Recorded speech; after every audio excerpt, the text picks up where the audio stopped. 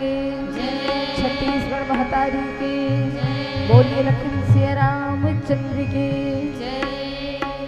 हरि ओम हरि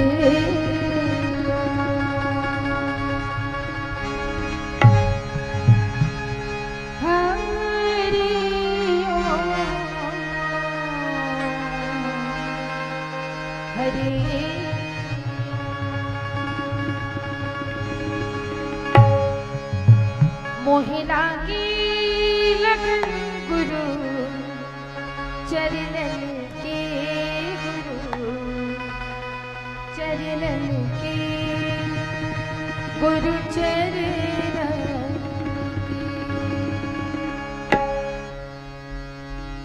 मोहिला की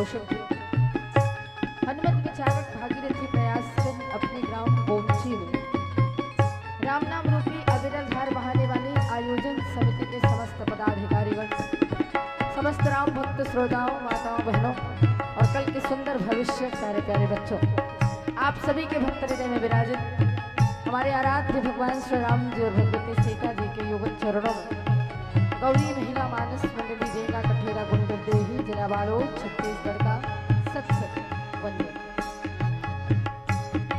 ये तो रामचरित मानस के अंतर्गत 7 कांड और तुलसी कृत रामायण के अंतर्गत 8 कांडों की जानकारियां मिलती हैं और इन तमाम कांडों के अंतर्गत जितना दोहा, चौपाई, सोरठा, छंद और श्लोक मिलते हैं वो सारे के सारे मंत्र हैं और उन्हीं मंत्रों में से हमें मिला है षष्ठम सोपान लंका कांड का दोहा क्रमांक 58, जहां भरत जी महाराज एक सजग प्रहरी की तरह अर्धरात्रि तक जागृत कर रहे हैं।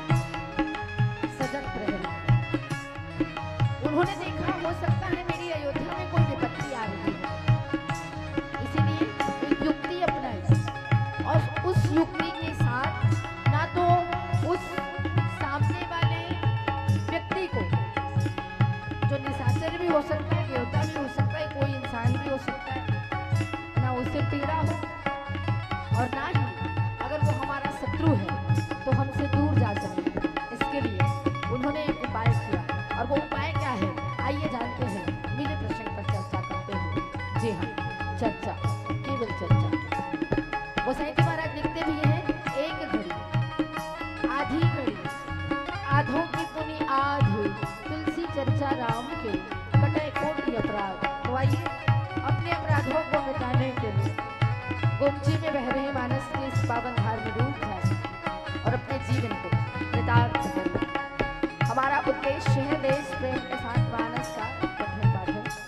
इसीलिए अपने भारत की पावन माटी को वंदन करते बस यही कहूँ कि जमीन सलाम तुझे, ऐ मेरी भारत की पुण्य भूमि सलाम तुझे, और तेरी बहारों को, तेरे फलक को, चांद और सितारों को सलाम उनको जिनके लबों पे हो तेरा नाम, और जो दे प्यार तुम्हें उन सबों को मेरा प्रणाम, उन सबों को मेरा प्रणाम। इसी भाव के साथ मीरा जी का ये पद पश्चात मानस पर चिंतन। बोलिए लखन सिया रामचंद्र की जय।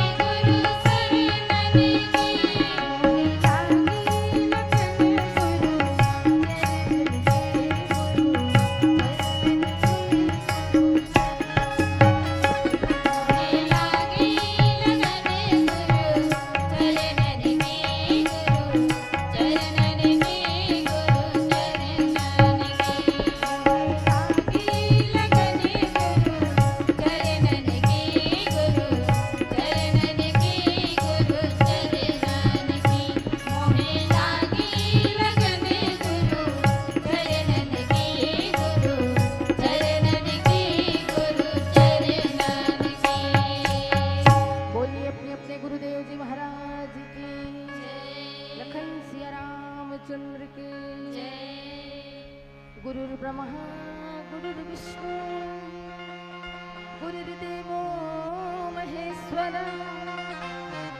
गुरुर्साक्षात् परं ब्रह्म तस्मै श्री गुरुवे नमः। नीलाम्भुज श्यामल कोमलांगं सीता समारुपितवामभागं पाणौ महासायक चारुचापं नमामि रामं रघुवंशनाथं। श्री तुलसीदास जी के पद कमल बारंबार मनाए, गुण गावो सिया राम के हनुमत हो सहाय। लखन सिया रामचंद्र की जय। इसकी आवाज नहीं बढ़ सकती और बिना सीटी मारे।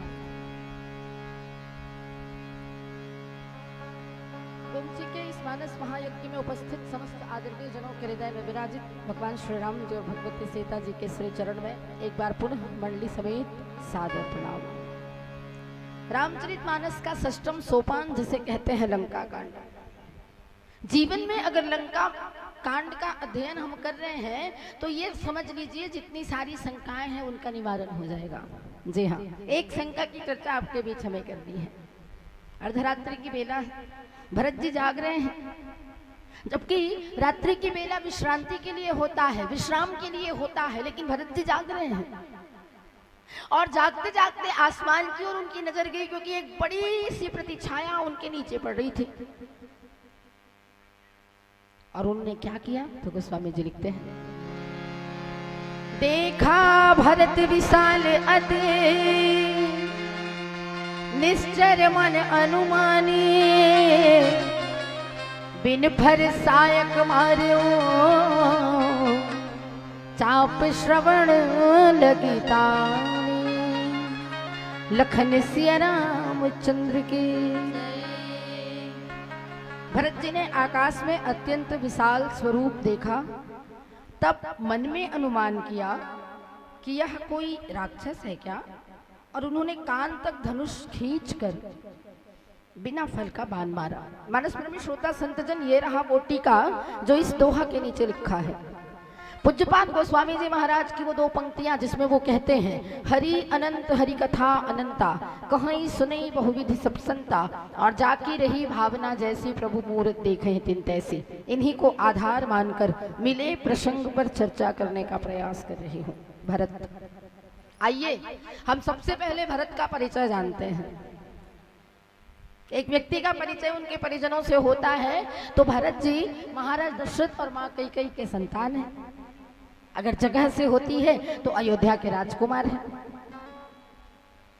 अगर और उनके परिजनों के बारे में जाने तो उनकी मांडवी नाम की पत्नी है जिनके वो पति हैं।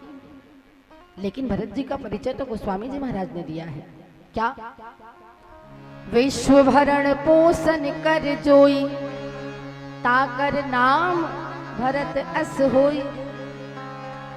जो समूची सृष्टि में रहने वाले जीवों का जो भरण पोषण करेगा उसी का नाम क्या है? भरत। भ मतलब भगवान, और रत मतलब डूबना, जो निरंतर भगवान में डूबा रहता है वो क्या है? भरत। जो हमेशा भरता है वो क्या है? भरत।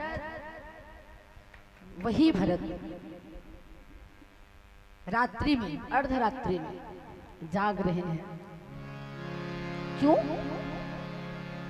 भरत जी ऐसा क्या कार्य कर रहे थे कि रात्रि में जागते हैं? क्योंकि यहाँ पे निशिचर शब्द को गोस्वामी जी महाराज ने लिखा है, और निशिचर का तात्पर्य होता है अर्धरात्रि में चरने वाला, रात्रि रात्रि भर चरने वाला, घूमने वाला, खाने वाला, उसे निशाचर कहते हैं। इस हिसाब से तो भरत जी भी निशाचर हो गए, क्षमाचारी। लेकिन अगर कहे तो, परंतु ध्यान ये दीजिएगा कि जो प्रहरी होता है वो भी रात भर जागता है, गेट कीपर होता है वो भी रात भर जागता है, जो सुरक्षा गार्ड होता है वो भी रात भर जागता है, लेकिन उसे निशाचर नहीं कहते, उसे एक कर्तव्यनिष्ठ व्यक्ति कहते हैं। और भरत जी वही है, वो एक प्रहरी है, एक ट्रस्टी है, और ट्रस्टी को चाहिए कि जो जिसकी संपत्ति है उसकी संपत्ति की रखवाली के लिए आपको रात्रि और दिन दोनों ही में बराबर जाग कर उसका ध्यान रखना पड़ेगा। किस चीज की संपत्ति? संपत्ति सब रघुपति के आही। ये जो राजपाट, ये जो अयोध्या नगरी, ये जो प्रजाजन, ये सब किसके हैं? तो बोले ये सब मेरे राम के हैं, और मेरे राम के इस धरोहर पर किसी की कुदृष्टि ना पड़े, इसलिए जाग रहे हैं। दूसरी बात, युद्ध चल रहा है, लंका में युद्ध चल रहा है।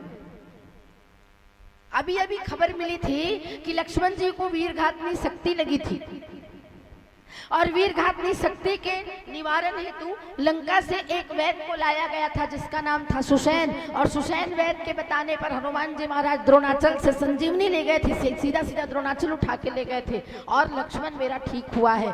कहीं ये कोई राक्षस तो नहीं?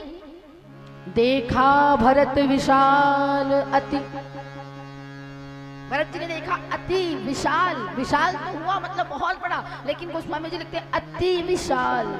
कल्पना करो, हम गोमती के मानस मंच में बैठे हैं और एक पर्वत उड़ता उड़ता आए और हमारे ऊपर बैठ जाए, तब क्या होगा? हम सबका इति श्री हो जाएगा।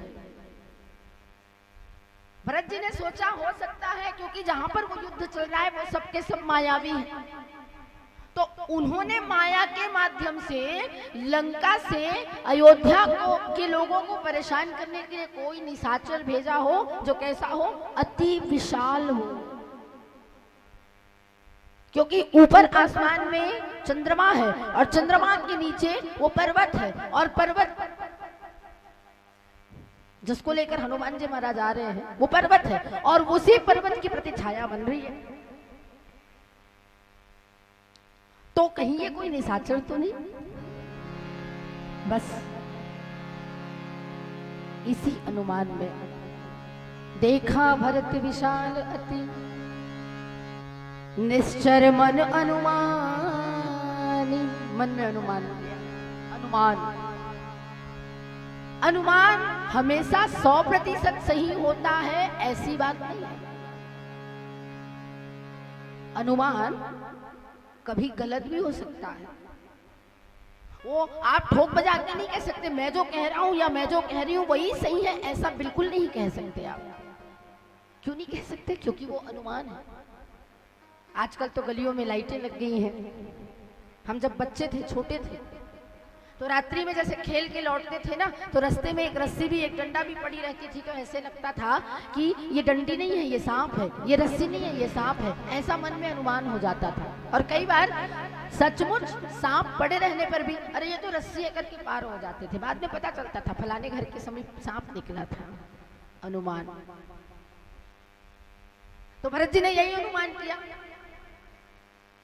कि देखा भरत विशाल अति निश्चर मन अनुमानी। मन में अनुमान किया और अनुमान करने के बाद बिन फरसायक, बिना फर के बाण। बिना फर के बाण का तात्पर्य हुआ बिना फल का बाण, बिना नोक वाला बाण, और छत्तीसगढ़ी में जिसको कहें तो ठुठुआ बाण। उसको मारा। क्यों मारा? उनको याद आया अपने पिता महाराज की वो गाथा।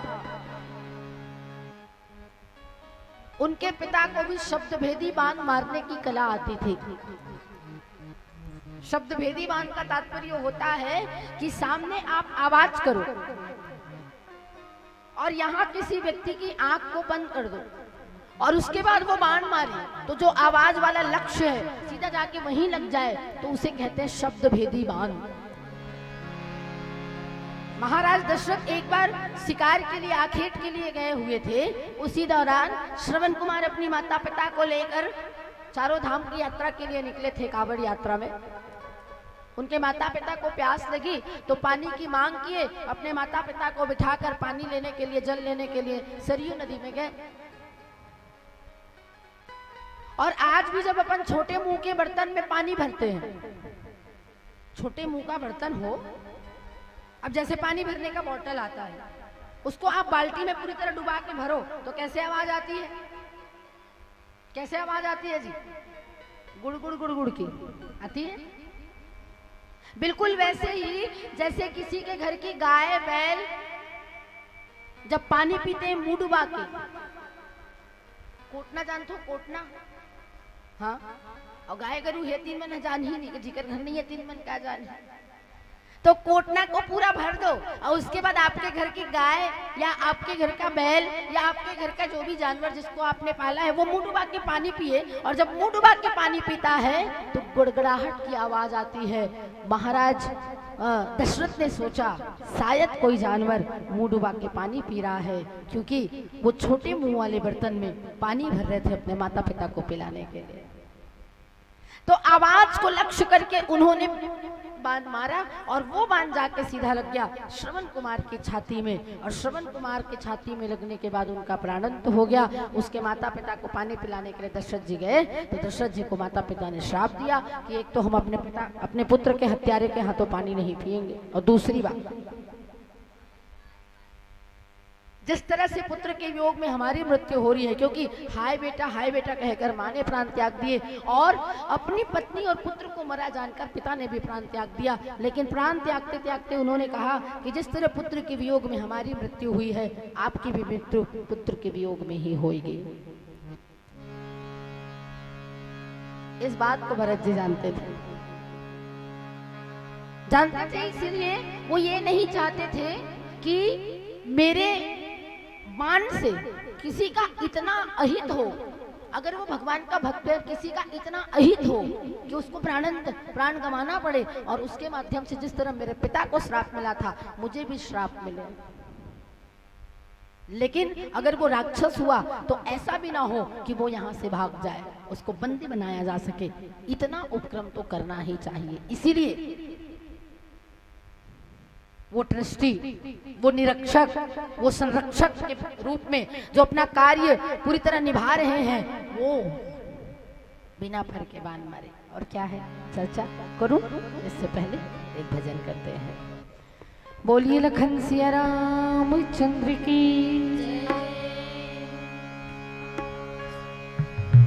नींद से तू जा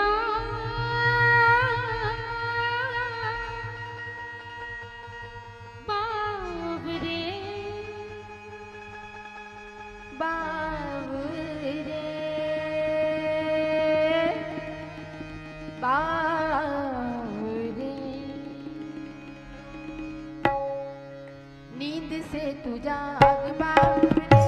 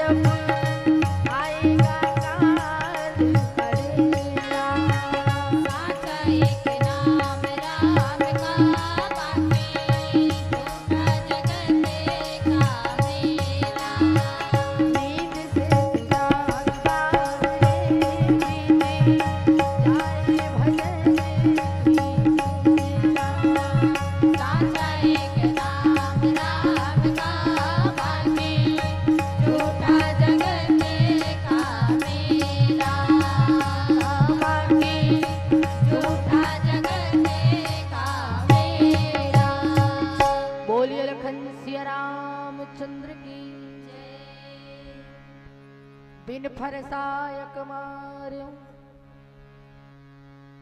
अनुमान को आप ठोक बजा के नहीं कह सकते, डंका पीट के नहीं कह सकते, इसीलिए बिना फर के बात।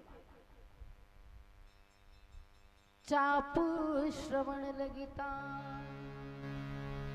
मानस प्रेम श्रोता संत समाज, भरत जी महाराज की कर्तव्य निष्ठता यहाँ पर दिखती है, उनका त्याग यहाँ पर दिखता है, उनका समर्पण यहाँ पर दिखता है, उनका भगवान के चरणों में प्रेम यहाँ पर दिखता है। बोले वो कैसे?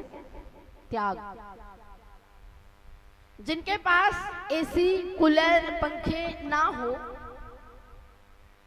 वो आंगन में सोते थे आज से 20-25 साल पहले, क्योंकि उनके पास वो साधन उपलब्ध ही नहीं थे, इसीलिए आंगन में सोते थे गर्मी के मौसम में। अब कूलर, एसी, पंखे आदि की व्यवस्था हो गई है तो हम अपने कमरे में ही सोते हैं। लेकिन जिसके पास सारी चीजें पहले से ही उपलब्ध हो, एसी, कूलर, पंखे, सारी चीजें उपलब्ध हो, इसके बाद अगर वो आंगन में सोता है या अगर वो अपने एसी कूलर को चालू नहीं करता है तो देखने वाले लोग कहेंगे बड़ा कंजूस है यार, इसके पास सारी चीजें हैं, इसके बावजूद भी ये इसका उपयोग करना नहीं जानता। लेकिन इसका दूसरा पहलू भी तो हो सकता है भाई जी, और इसका दूसरा पहलू ये है कि आप उन सारी आर्थिक चीजों से, वो सारे सुख सुविधा की चीजों से अपने आप को खींचना चाह रहे हो, आप उससे मोह हटाना चाह रहे हो, इसलिए वो सारी चीजें होने के बावजूद भी आप उसका उपयोग नहीं कर रहे हो। ऐसा भी तो हो सकता है। इन सारी बातों को मैं इसलिए रख रही हूँ क्योंकि भरत जी के पास किस चीज की कमी थी भैया? अयोध्या छोड़ के चले गए थे भगवान राम, राजपाट को माँ ने उनके लिए ही मांगा था। अब वो राजपाट को पूरी तरह से जी सकते थे, उपभोग कर सकते थे, लेकिन ना, उन्होंने त्याग किया। अयोध्या के राज सिंहासन पर भगवान श्री राम जी के चरण पादुकाओं को रख दिया, जूतों को रख दिया। चरण पादुका मतलब चप्पल, जूते, पैरों में पहनने का सामान। और एक को भगवान राम और एक को भगवती सीता के रूप में पूजते थे और बस उसी की संपत्ति जानकर पूरी अयोध्या नगरी की निगरानी करते थे, निरीक्षण करते थे, संभालते थे, संजोते थे, किसी की धरोहर पर किसी की दृष्टि ना पड़े, इसका ध्यान रखते थे। अच्छा, किसी की बात छोड़ो, उसके बाद अगर स्वयं की बात करें तो हाथ जोड़ के कहते थे संपत्ति सब रघुपति के यहाँ ही, मेरा तो कुछ है ही नहीं भैया, ये सब कुछ मेरे प्रभु का है।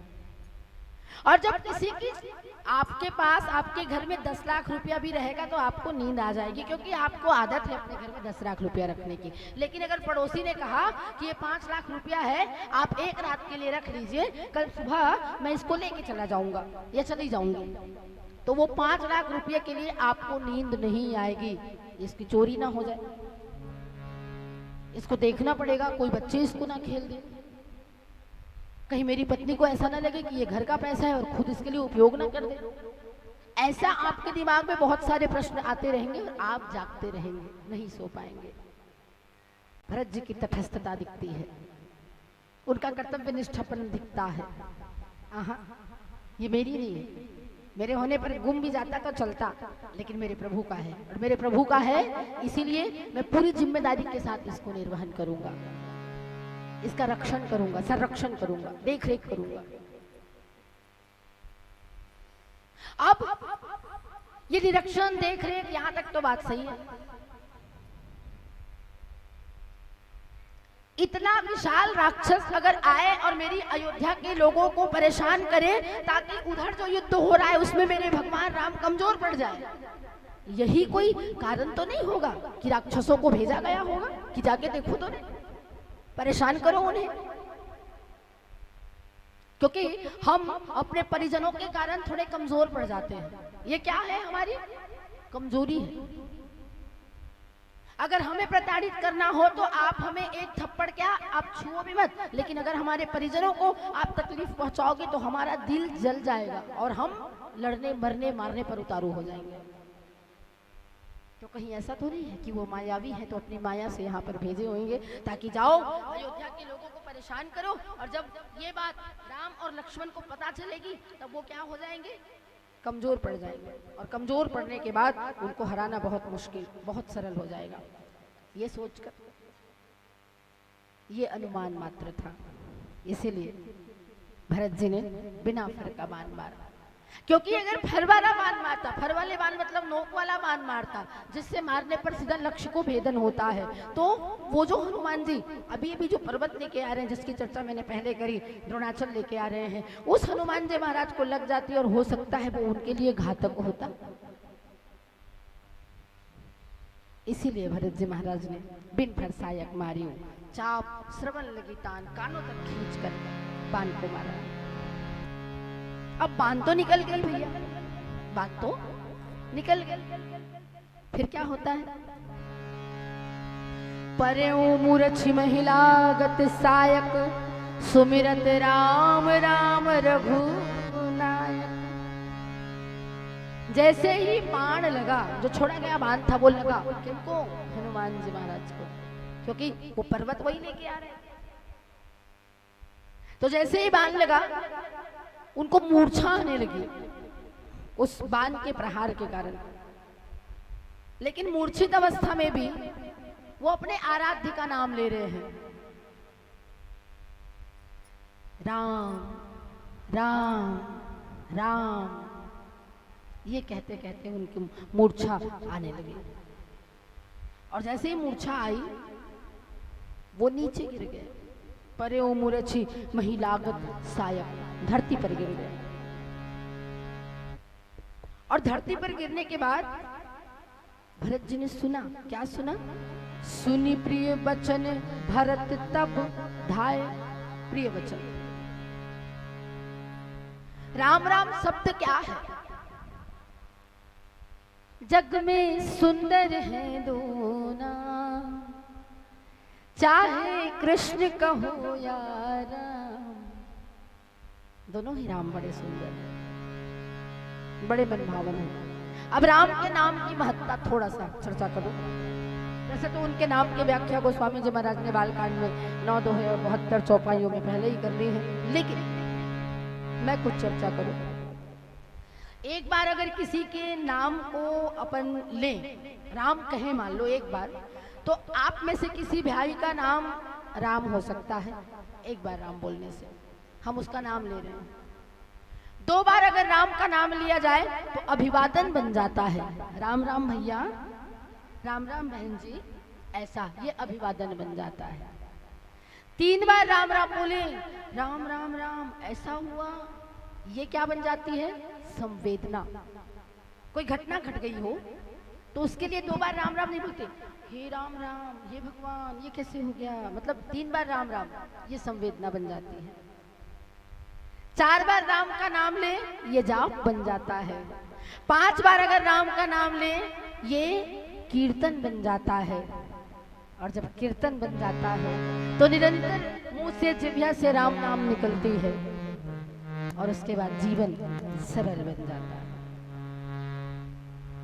हनुमान जी महाराज के मुख से राम राम निकला, राम राम रघुनायक। उसको सुनने के बाद भरत जी दौड़ कर आए। सुनी प्रिय बचन भरत तब धाये, कपि समीप अति आतुर आए।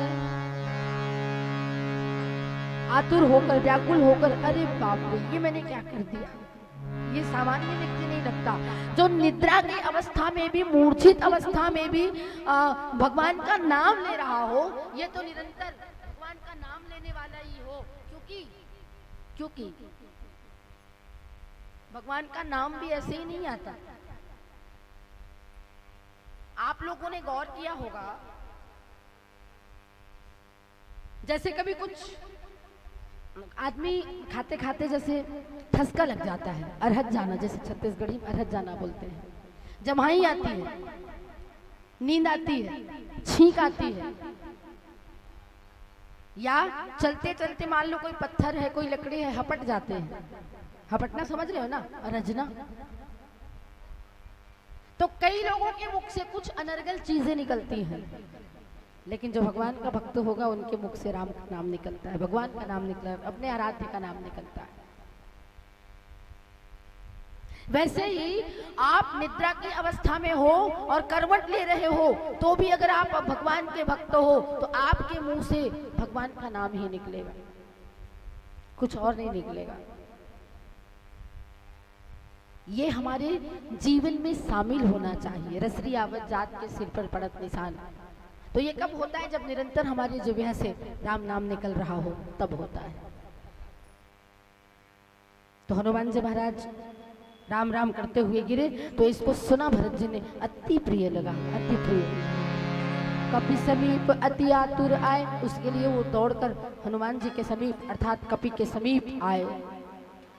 बिकल बिलोक कीस उर लावा। उसके बाद भरत जी ने हृदय से लगा लिया, क्योंकि जो भगवान का निरंतर नाम लेता है ना,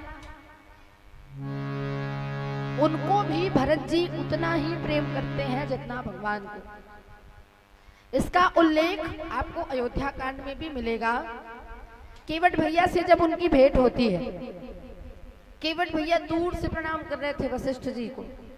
वशिष्ठ जी महाराज जो गए थे उनको, वशिष्ठ जी ने उनको उठाया और आशीर्वाद दिया और हृदय से लगा लिया।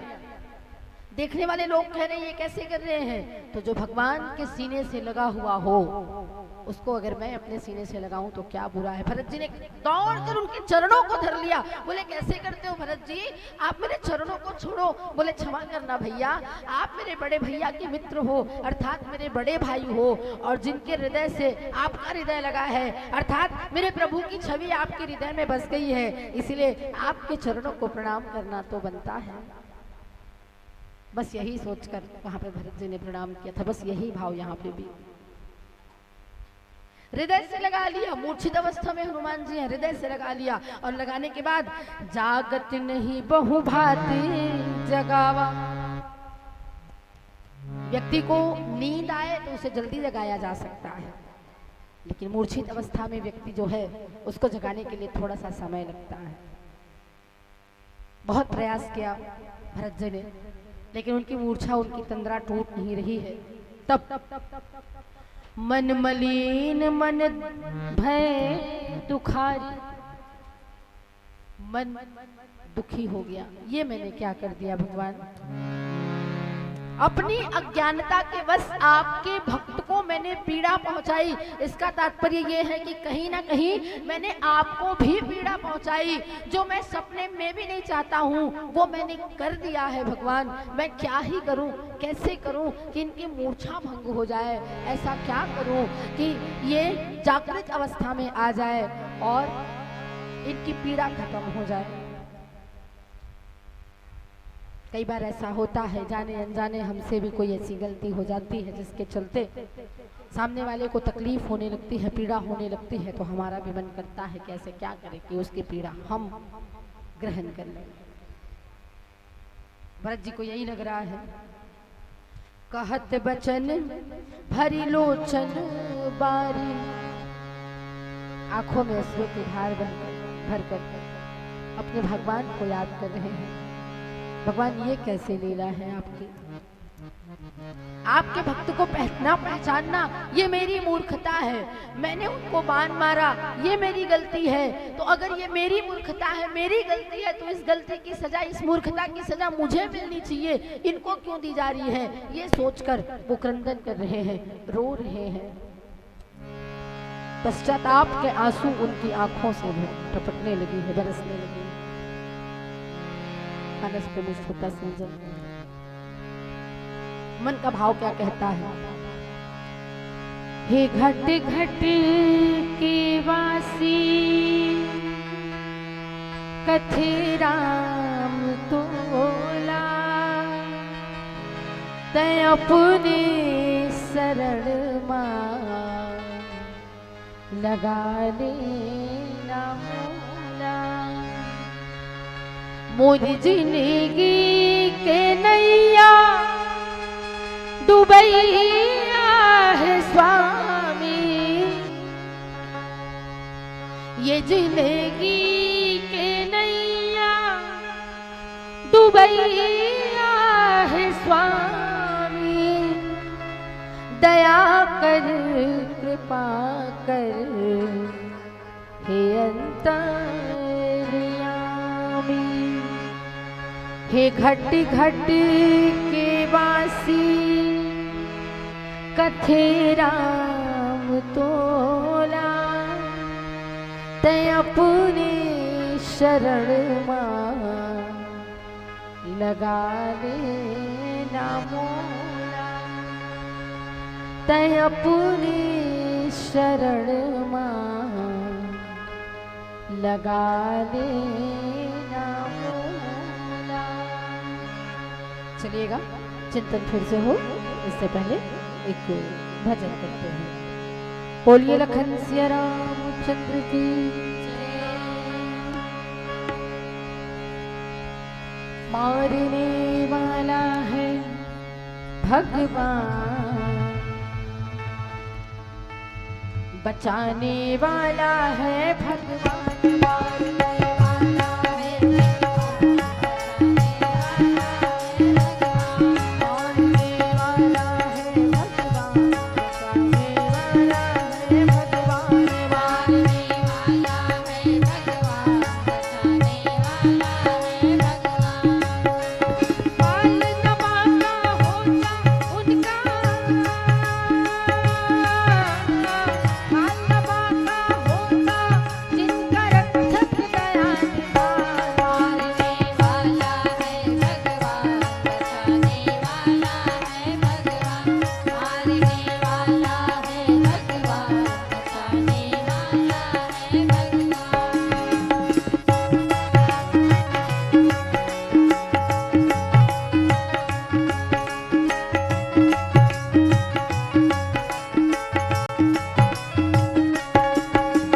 त्यागे दोरे भाई फल की आशा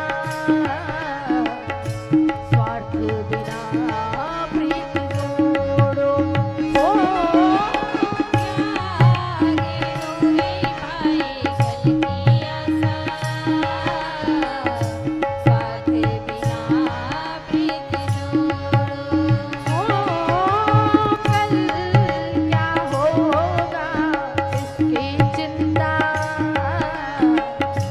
जगत पिता पर छोड़ो ओ कल क्या होगा उसकी चिंता जगत पिता पर छोड़ो क्या होनी है क्या अनहोनी क्या होनी है क्या अनहोनी सबका उनको मारने वाला है भगवान बचाने वाला है भगवान मारने वाला है भगवान बचाने वाला है भगवान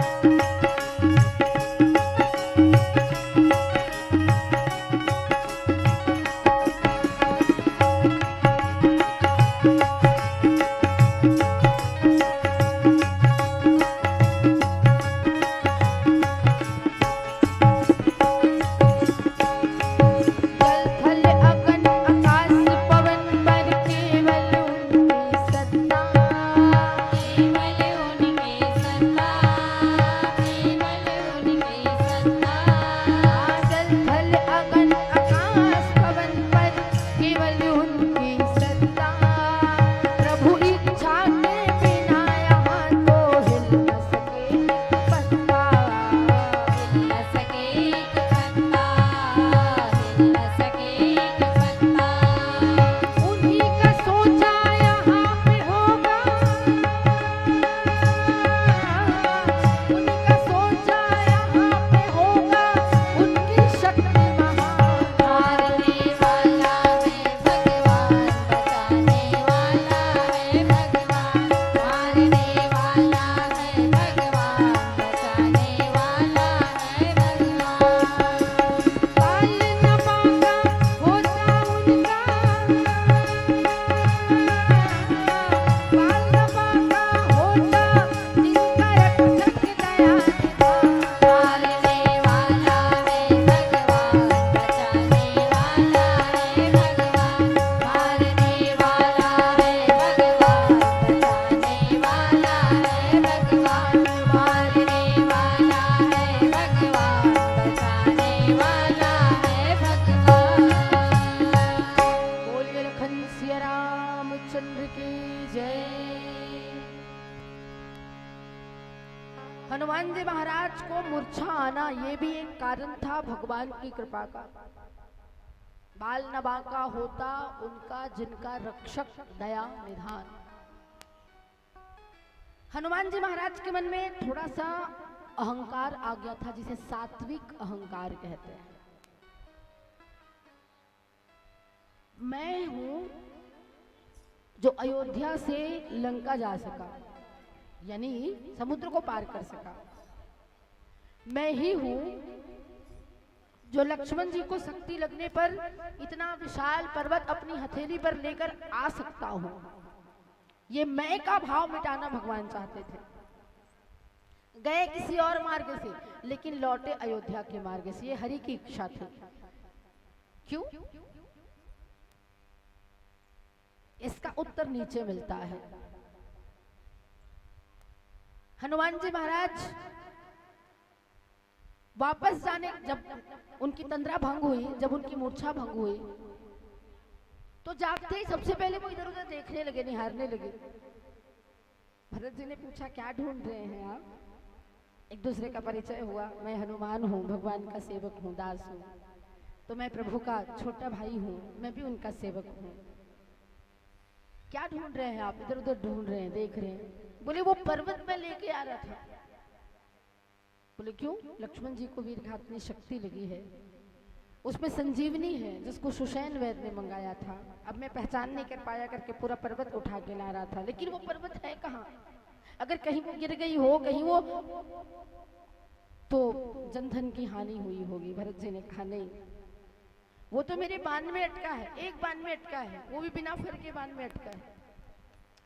हनुमान जी महाराज का वो अहंकार धराशायी हो गया, खत्म हो गया, समाप्त हो गया। इसलिए क्योंकि मैं सोच रहा था कि मैं गिरधर हूं, गिरी को जो धारण करने उसे गिरधर कहते हैं, लेकिन मुझसे ज्यादा कहीं बलवान ये बिना फर का बाण है, एक बिना नोक वाला बाण है। ये अहंकार का दमन, ये भी एक कारण था उस मार्ग से आने का। अभी उनकी मूर्छा भंग नहीं हो रही है। तेहि विधि राम विमुख मुहि केन्हा, तेहि पुनि यह दारुण दुख देन्हा। जो मोरे मन बच अरुकाया, प्रीति राम पद कमल अमाया।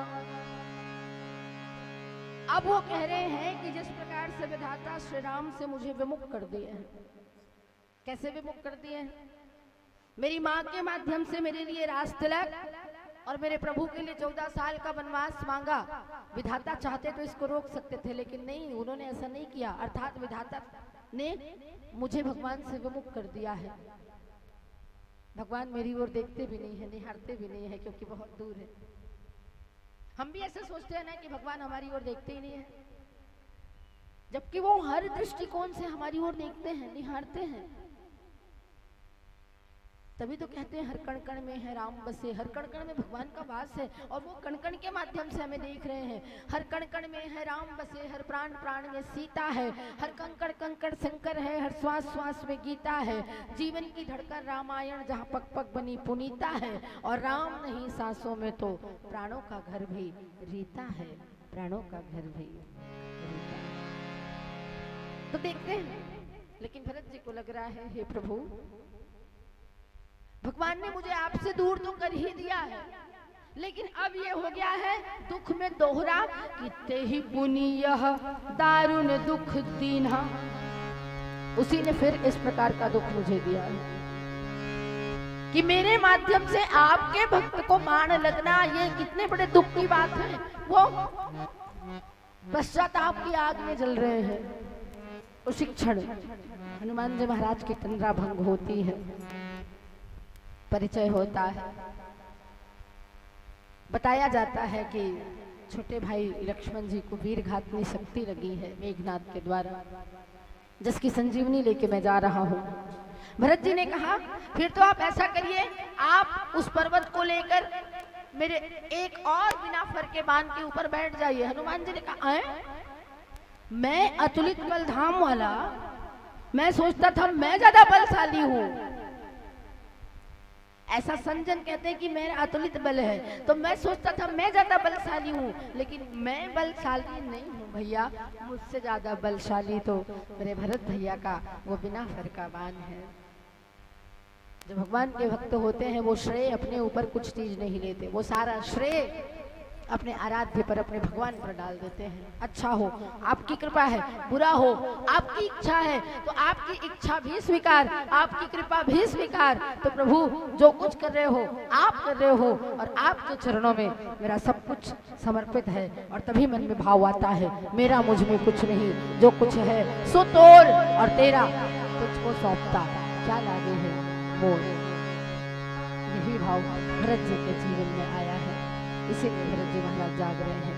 मानस प्रेमी श्रोता संत समाज, इसी भाव के साथ आप सबसे विदा ले रही हूँ एक भजन के बाद में। बोलिए लखन सिया रामचंद्र की। डारली टूट के पाना गिरे, देखो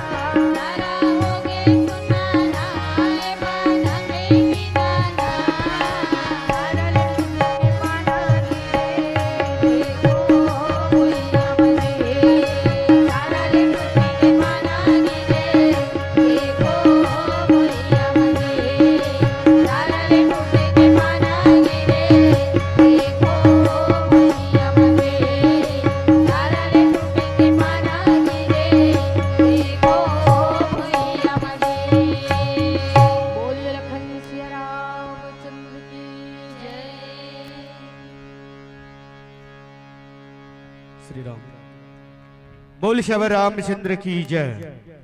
आपके द्वारा आरती होनी है। समस्त ग्रामवासी को आमंत्रण कि आज संध्या मंगल आरती होनी है। आप सब यथोचित जो लाए हैं आरती के लिए थाल वो तैयारी कर लीजिएगा। आयोजक परिवार ध्यान देंगे मंगल आरती के लिए।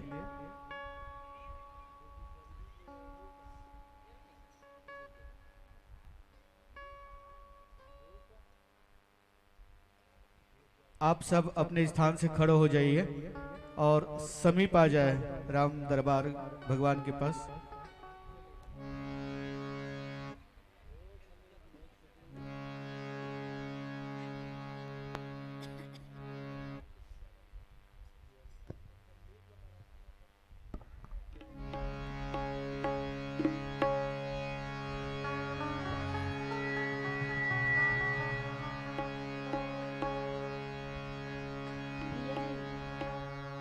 भैया जी कौन सी आरती करनी है, रामायण जी की ओम जय जगदीश है?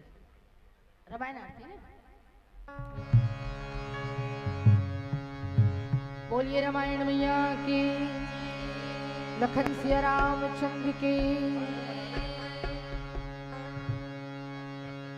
भक्त कराए रहे पूजा रामायण जी की जो।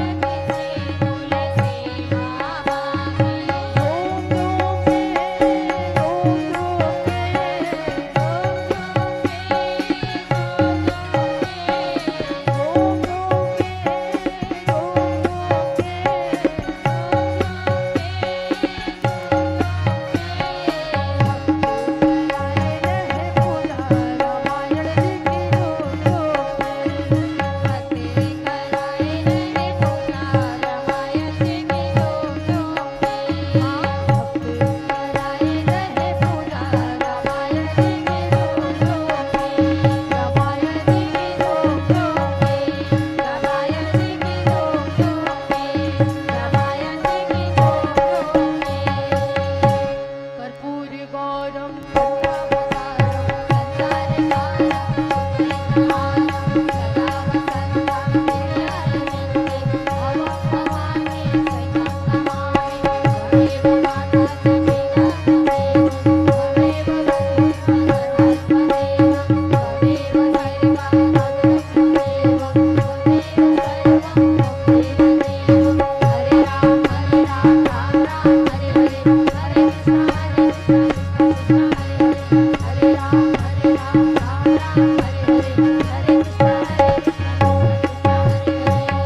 बोलिए रामायण मैया की, लखन सिया रामचंद्र की। अपने अपने जगहों पर प्रदक्षिणा कर लीजिएगा। ओम यानि कानि जापा पानि ज्ञाता ज्ञानि कृतानि च तानिम सर्वाणि पश्यन्तु प्रदक्षिणायां पदे पदे। प्रेम से बोलिए रामायण मैया की, लखन सिया रामचंद्र की, उमापति महादेव की, पवन सुत हनुमान की, गोस्वामी तुलसीदास की, भारत माता की, छत्तीसगढ़ महतारी की, भारतीय संस्कृति की, धर्म की, अधर्म का, प्राणियों में, विश्व का, घर में रामायण और गीता का, गो हत्या, गौ माता की, भ्रूण हत्या, हर हर महादेव शंभो। बोलिए लखन सिया रामचंद्र की जय। आरती के थाल सबसे पहले मंच में लाएंगे भाई जी।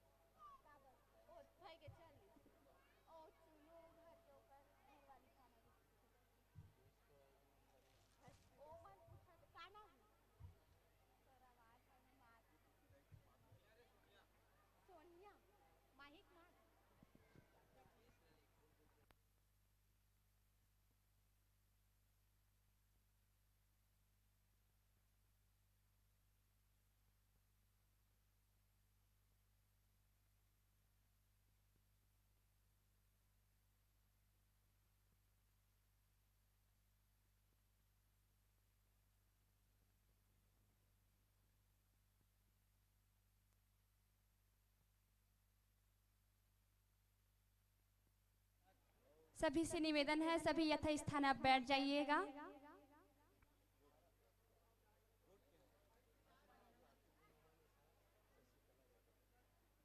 मैं सम्मान राशि देने के लिए बुलाना चाहूंगी श्रीमती पूर्णिमा निषाद जी और श्रीमती शशिकला निषाद जी। आइए और हमारे मातृशक्तियों को सम्मान राशि देकर विदा कीजिएगा। शशिकला यादव जी।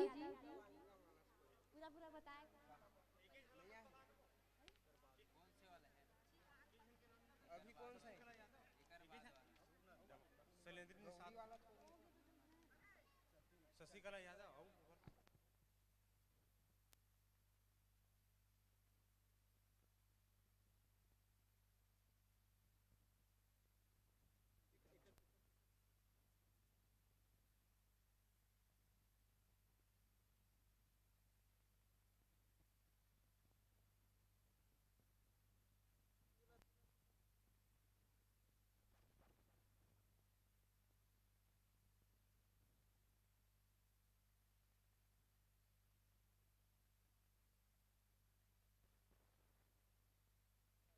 श्रीमती शैलेंद्री निषाद जी आइए और हमारे संतों को सम्मान राशि देकर विदा कीजिएगा।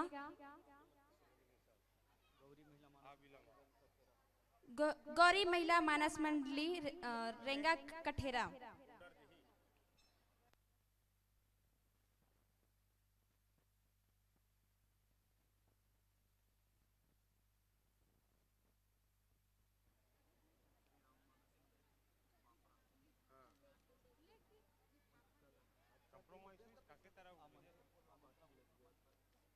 मैं आमंत्रण करना चाहूंगी श्री राम मानस मंडली पापरा।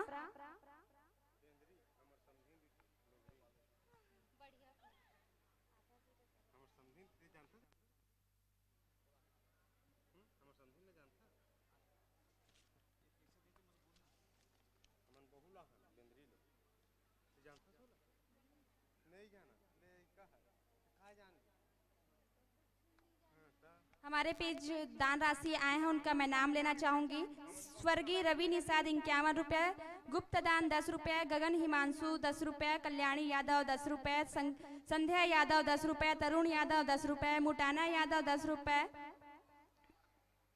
साक्षी भूमि श्रियांशी ईशान 30 रुपये, स्वर्गीय महावीर यदु के तरफ से पूरे 20 रुपये और सीताबाई रायपुर के ऊपर 21 रुपये और कुलदीप यादव के तरफ से 20 रुपये और हेमराज के तरफ से 10 रुपये, सांबाई बंजारे की तरफ से 10 रुपये।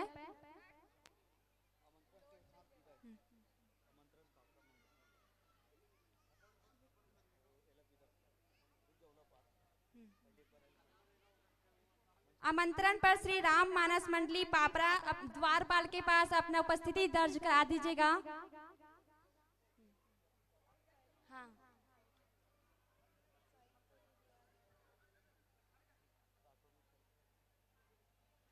एक बार जोरदार तालियां हो जाए हमारे संतों के लिए। अब इनका सादर विदाई दे रहे हैं। कांटों पर चलकर फूल होती है बेटियां, कांटों पर चलकर फूल होती है बेटियां, बेटा अगर हीरा है तो बेटियां मोती है हीरा, रोशन करेगा अगर कुल तो एक कुल का बेटा, मगर बेटियां करती है दो दो कुल की राज लगती है बेटियां, दो दो कुल की राज लगती है बेटियां। एक बार जोरदार तालियां हो जाए। जो आया है वो जाएगा और जो खोया है वो पाएगा, जीवन की यही सच्चाई है। लीजिए संतोष, सब प्रेम विदाई है, सब प्रेम विदाई है।